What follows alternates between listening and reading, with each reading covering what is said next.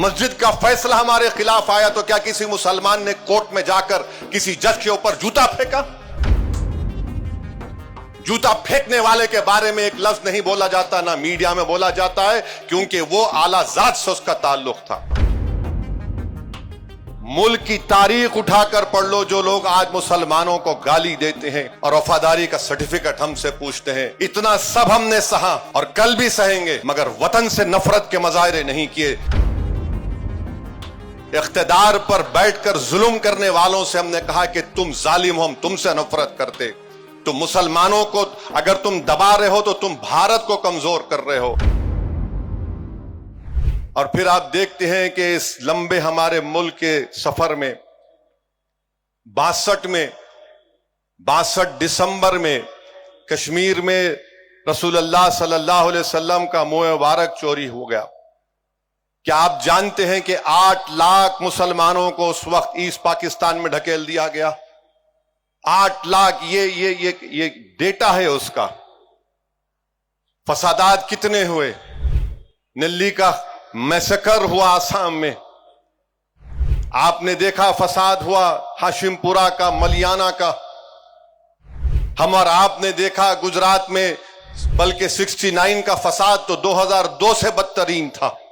پھر 2002 کی نسل کشی ہم نے دیکھی، 2019 کا دلی کا فساد دیکھا، حیدرآباد کے فسادات ہم نے دیکھے۔